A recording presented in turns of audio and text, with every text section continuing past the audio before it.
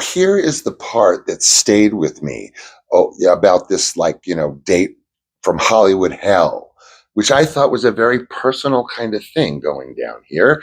And when he went from where we were over to his little office, whatever, and made this call so deliberately, having put my name together with someone that we both knew. uh, I don't know how he knew him. It doesn't friggin' matter anyway, but it felt malicious. Okay. It did not feel funny. It certainly was embarrassing. If I guess, for lack of a better word, for lack of a much better word, a little, maybe a little mortified.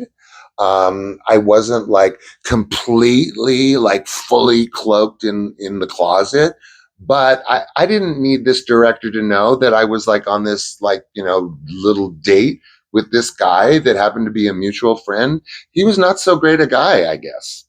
Cute, yeah, real estate, whatever, whatever. So it was not funny. It was not amusing to me, but I, of course, didn't let on, as many of us probably wouldn't.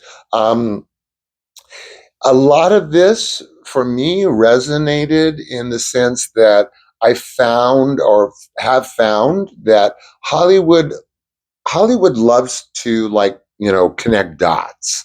They love connection, and they're particularly interested, evidently, in who is connected to who, and it's not always to get a job.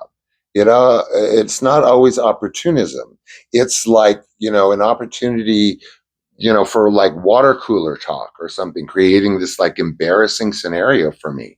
But they love proximity,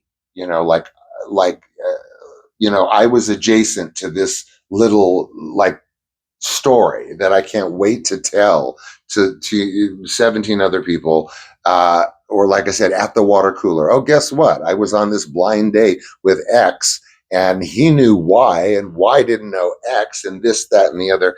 Oh, so amusing, right? Not really. And we all kind of know, I would imagine people like this who think something's funny pretend that it's funny, knowing that it's not funny, and just painfully obvious all around. So obviously, it just turned into like major awkwardness.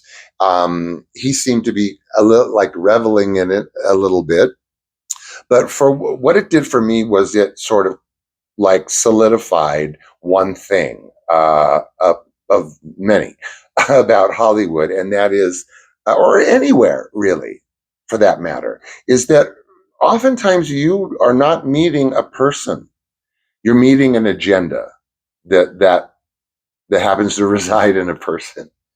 So whatever, lesson learned. I ended that date right quick. There was no lunch. There was no after, no dessert. And there you have it. Anyway, thanks for tolerating my silly story that occurred to me last night. And in the meantime, take good care of yourself. Don't forget, I love you. Bye.